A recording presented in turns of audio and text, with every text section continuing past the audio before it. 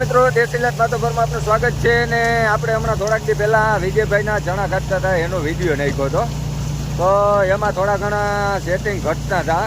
કાંધામાં થોડો પ્રોબ્લેમ આવતો હતો, પોપટી આવતી હતી, પહેલાં કટર નાનું હતું તે ચણાની ફાઇટ થતી હતી અને થોડાક ચણા આડાવડા ઢોરાતા હતા ને એવું બધું ઘણું હતું. ઓર ઉપાડવામાં ઘેવરાવતું હતું.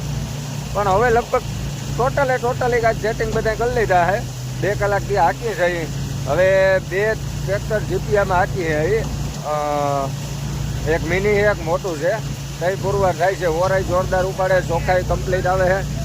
તો તમને બતાવું એ પહેલાં ચેનલ પેજ ફોલો સબસ્ક્રાઈબ કરી લેજો. અમારે ગોવિંદભાઈ કંઈક રાયડું દે આમ જો આમ નીલ પાડા નાન તેન રોજ ને એ જાય છે. દુઃખી થાય છે કે આની બધા. અને આપણી પાસે એવું નથી. હજી 2 થ્રેસર ઘરે પડ્યા, એક અહીંયા સ્પેરમાં પડ્યું, થ્રેસર પડ્યું, ટ્રેક્ટર પડ્યું, ઘણું બધું છે. પણ હાંકવાવાળું કોઈ નથી. આ ગીદડીનો જ વારો છે. આપણું વાંહે મોટું પડ્યું હોય 52-45 સ્પેરમાં. કટકાવા જ વિભાગ કરે છે. હવે હાર ઓર નાખે ને તો ગમે એટલું નાખો દાબી જાય છે. એને કંઈ ફેર જ નથી પડતો. તમને સીણાનું જે સાઈડ ચાઇનાનું રિઝલ્ટ જોવું ને, આપણે રિઝલ્ટ બતાવીએ સાઈડ ચાઇનાનું. 2 કલાકના બાચકા છે. હવે કલાક થાય. આ સાઈડ ચાઇનાનું રિઝલ્ટ છે. કાયલામાં પોપટા આવતા હતા.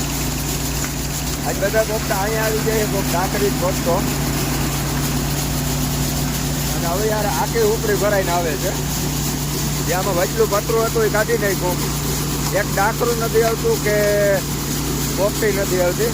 કમ્પ્લીટ ચોખા આવે છે. ને અહીંયા એક હજી પતરું મારવાનું છે. જ્યાં ભાઈને દાણો ઉડાડે ને, ઉડાડવો ના જોઈએ. સીધો અંદરથી દાંઠોની વયું જાય. ચાઇનામાં અંદર વયો જવો જોઈએ. અહીંયા પોપટી ડાકરા આવી જાય છે. હવે અલગ બાસકા ભરાય છે ને હમણાં યાર્ડમાં જાય. અને થ્રેસર હાલતું હોય ને તો હરાજી થઈ જાય આની. આવા ખેડૂત છે અમારે રમેશભાઈ. બરોબર ને રમેશભાઈ? આપણે ગયા વર્ષે જૂની ફૂકણીમાં કાઢતા ને એટલે આ વર્ષે એને બીક લાગી હતી કે જૂની લઈને આવજે. તમે કે કાંઈક થઈ ગયા છે હારાવાના. હવે આ બધા બાસકા ભરેલા તૈયાર છે.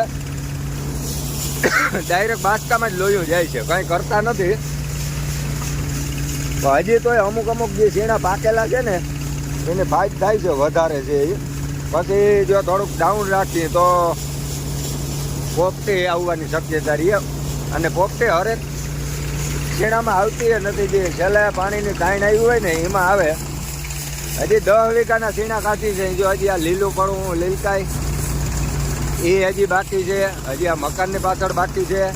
એટલે રમેશભાઈને લગભગ શીણા બહુ જાગ્યા છે. મારા અંદાજ પ્રમાણે 30 વીઘાના 35 વીઘાના શીણા છે. અને શીણામાં ગમે એટલું ઓર હોય ને તો ઊભી નથી રહી. ઓલું હતું અહીં આપણે 3નું હતું. આ છે એ ઓર આનો 4નો છે. ઘણી બધી ઓરની સ્પીડ વધી જાય. કારણ કે ઓમાં ખાનું જ નાનું હોય તો ઓર ઉપાડે નહીં. અને ઘણા મિત્રોનો ફોન આવતો હતો ભાઈ અમારે કાંધું નથી લેતું. તો જો કે આમાં કાંધું થતું નથી, પણ પાછળ કોક દાણો ઉડાડે ને એ આપણે નાખ્યું. અને આપણે વિજયભાઈને નાખ્યું હતું. કમ્પ્લીટ ઉપાડી લઈએ. કાંઈ કોઈ જાતનો વાંધો નથી આવતો.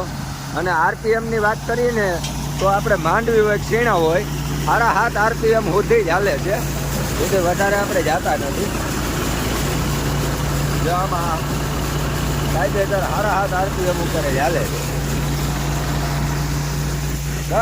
દર વખતે વિડીયોમાં બધા કહેતા હોય ભાઈ એટલો આરપીએમ ના હોય, વધારે હોય તો આપણે 7.5 ઉપર જ હાલે. સ્લો લીવરમાં જ હાંકવાનું. ગમે ત્યાં માંડવી હોય, અડદ હોય, સોયાબીન હોય, ચણા હોય, તુવેર હોય. તુવેરમાં હજી આને ચાલુ નથી કરી. આપણે સોયાબીન, ચણા અને માંડવી 3 વસ્તુ કાઢી છે. તો મિત્રો મળીએ નેક્સ્ટ વિડીયોમાં. કેવી ક્લિયરિટી છે કમેન્ટ કરીને જણાવજો. કોઈ પણ તકલીફ હોય થ્રેસરના સેટિંગ બાબત તો ડિસ્ક્રિપ્શનમાં નંબર આપેલા છે, ફોન કરી